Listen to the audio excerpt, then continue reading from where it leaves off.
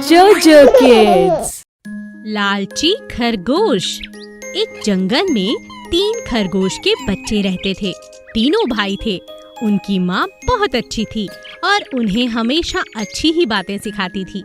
माँ रोज उन तीनों को एक एक टमाटर और गाजर देकर जाती। माँ के काम पर जाने के बाद वो तीनों दिन भर पास के खेतों में खेलते रहते। आओ सब मुझे पकड़ो, मैं सबसे तेज भागता हूँ। तुम मुझे पकड़ नहीं पाओगे। मैं तुमसे तेज भागता हूँ, तुम मुझसे जीत नहीं पाओगे। आओ देखते हैं, करोगे मेरे साथ रेस? हाँ चलो भागते हैं। दोनों खरगोश भागने लगते हैं। तीसरा खरगोश अपनी टोकरी की तरफ देखता है जिसमें माँ ने खाना भेजा है। अरे भाइयों आओ खाना खाते हैं, मुझे तो बहुत भूख लगी है। कोई उसकी बात नहीं सुनता। सुनो, आ जाओ वापस, रेस बाद में लगा लेना, बहुत भूख लगी है। दोनों भाई खेलने में मस्त थे, इसीलिए उन्होंने किसी की आवाज नहीं सुनी। तीसरा खरगोश एक टमाटर उठाकर खा लेता है। थोड़ी देर बाद फिर से उसे टमाटर खाने का दिल करता है। फिर से वह एक टमाटर खा लेता है। ऐसा करते करते वह तीनों टमाटर खा लेता है। थोड़ी देर बाद दोनों भाई वापस आ जाते हैं। देखा, मैं जीत गया। मैंने कहा था ना तुमसे कि मैं जीत जाऊंगा। मैं बहुत तेज भागता हूँ। अभी खाना खाकर फिर से एक साथ दोबारा रेस लगाएंगे। बताओ क्या इरादा है? तीनों भाई बैठकर खाना शुरू करते हैं। और टोकरी में टमाटर नहीं है, लगता है माँ टमाटर देना भूल गई। अगले दिन भी तीसरे खरगोश ने ऐसा ही किया। वह तीनों टमाटर फिर से खा गया। पर उस दिन दूसरे खरगोश ने माँ से पूछा, माँ क्या बात है, आजकल आप खाने में टमाटर नहीं भेजती हो? क्या मैं नहीं देती? अच्छा, पर ऐसा नहीं है, मैं तो तुम्हें रोज टमाटर देती हूँ। माँ समझ गई थी कि कोई ना कोई टमाटर जरूर खा लेता है। देख लेना, कल ऐसा खाना भेजूंगी जिसे तुम तीनों खुश होकर खाओगे। माँ वो क्या है जो आप कल हमें देंगी? पता नहीं वो चीज मुझे पसंद आएगी या नहीं, आप अभी बता दीजिए। माँ समझ गई कि यही वो टमाटर खाता है। माँ ने उसे अपने पास बिठाया और कहा, बेटा हमें अपने भाइयों का हक नहीं मारना चाहिए। बेटा तुम्हें ऐसा नहीं करना चाहिए था। तुम्हें अगर ज्यादा टमाटर खाने हैं तो तुम मुझे कहो, तुम्हें अपने भाइयों का खाना नहीं खाना चाहिए था। मैं समझ गया माँ, मुझे माफ कर दो। और इस तरह माँ ने बच्चों को एक और नई शिक्षा सिखाई कि खाना हमेशा बांट कर ही खाते हैं। बत्तख के सोने के अंडे। धनिया एक मछुआरा था। वह रोज मछलियाँ पकड़ता और अपना गुजारा करता। एक दिन मछलियाँ पकड़ते हुए उसने देखा कि एक बत्तख बहुत परेशान है। तुम मुझे काफी उदास और परेशान लग रही हो, भला क्या बात है? हाँ मैं परेशान हूँ और इसका कारण तुम हो। क्या? मैं? हाँ तुम रोज यहाँ आते हो, मछलियाँ पकड़कर ले जाते हो, कभी मेरी तरफ ध्यान नहीं देते। तुम एक अच्छे व्यक्ति हो, मैं तुमसे दोस्ती करना चाहती हूँ, मगर तुम सारा ध्यान मछलियों पर रखते हो। मुझे लगता है तुम बहुत मतलबी हो। तुम्हें इन्हें मारकर बेचना अच्छा लगता है क्योंकि तुम्हें उससे धन मिलता है। तुम्हें दोस्त बनाने में कोई दिलचस्पी नहीं। ऐसा नहीं है। तुम अगर सच में मुझसे दोस्ती करना चाहती हो तो मुझे तुम्हारी दोस्ती मंजूर है।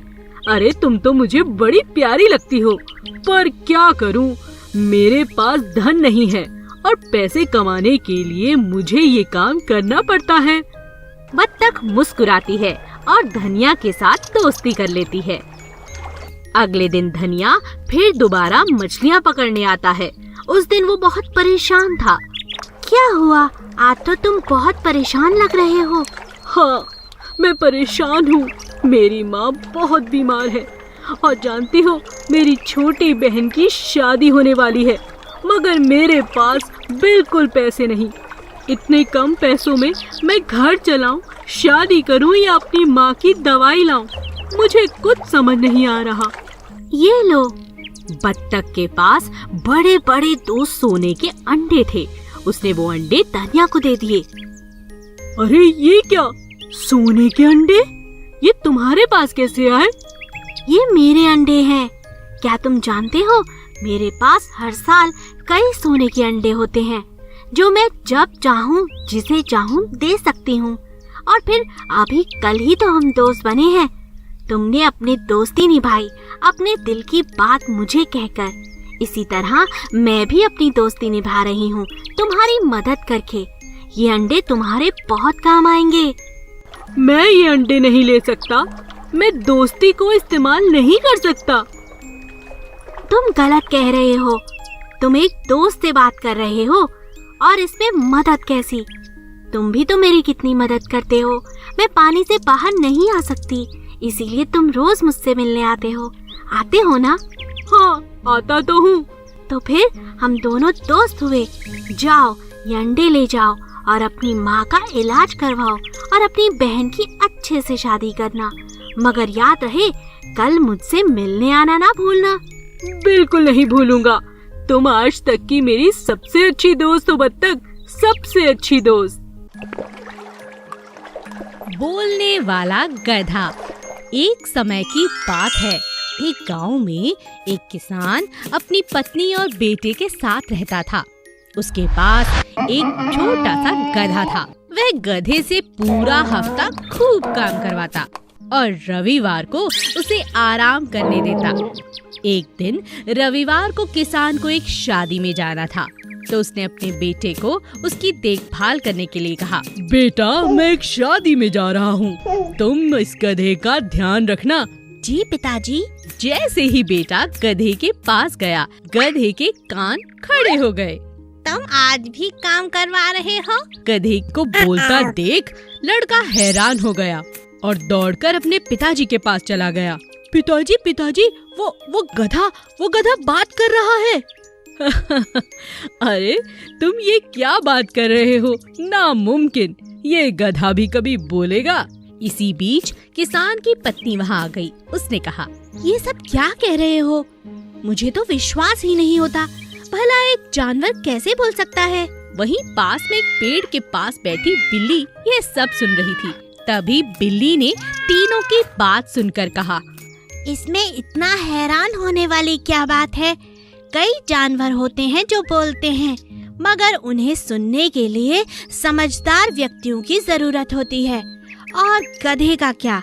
इस शहर में आज ही एक बोलने वाला गधा घूम रहा था।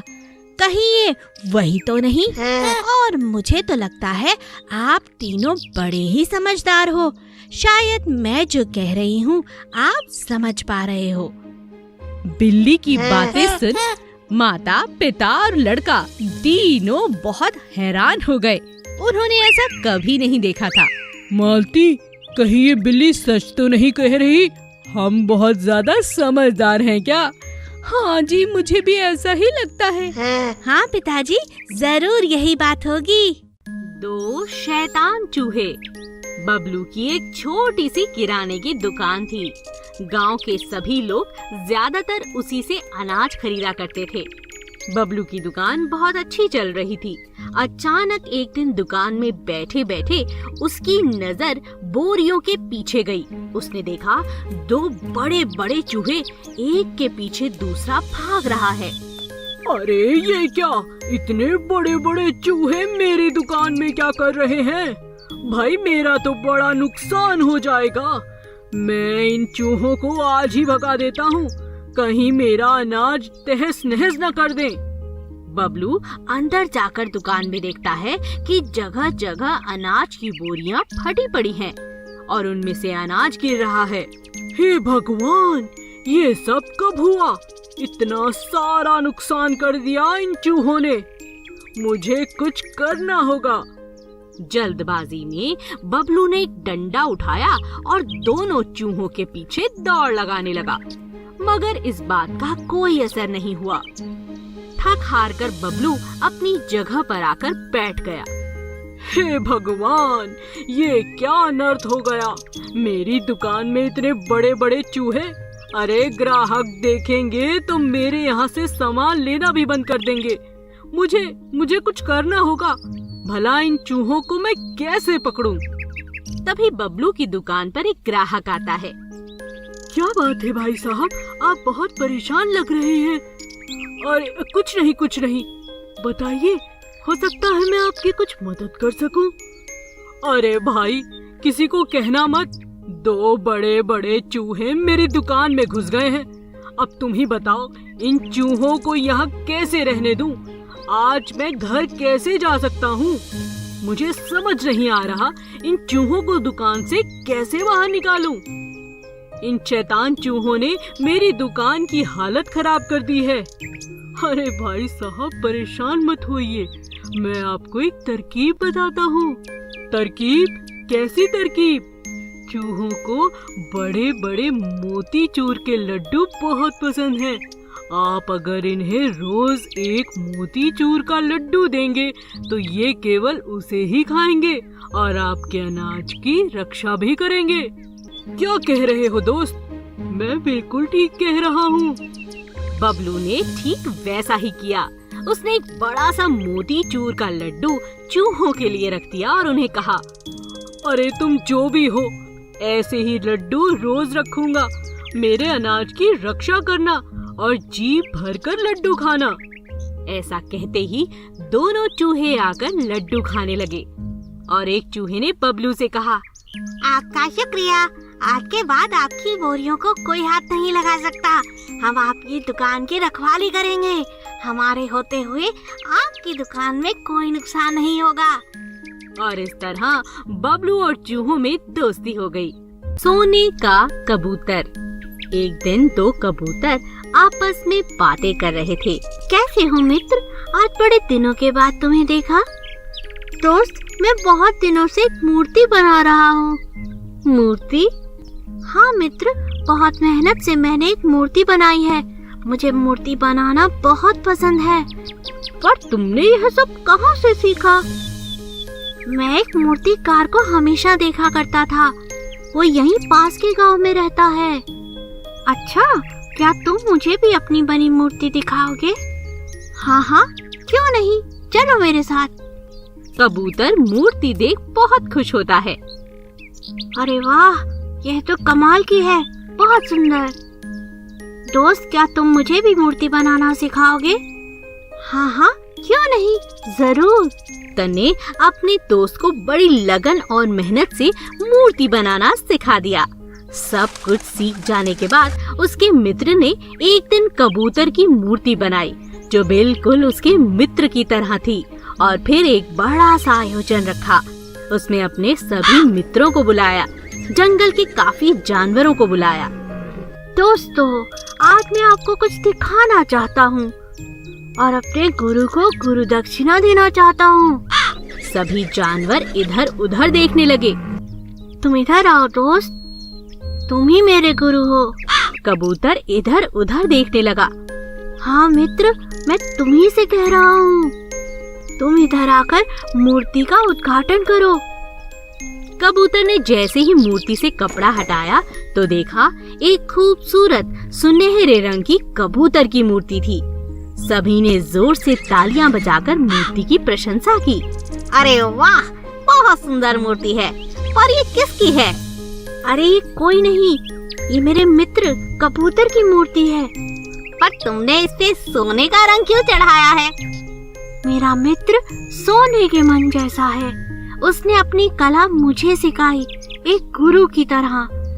पहले वो मेरा मित्र था, अब वो मेरा गुरु भी है। उसने मुझे बहुत कुछ सिखाया है। उसका मन एकदम सोने जैसा है। यही सोचकर मैंने इस कबूतर की मूर्ति को सुनहरे रंग का कर दिया।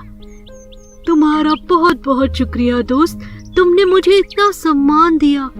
ये सोने की मूर्ति नहीं, तुम्हारे प्रेम और हमारी मित्रता की निशानी है। दोनों कबूतर एक दूसरे की प्रशंसा करते नहीं थक रहे थे। Please subscribe.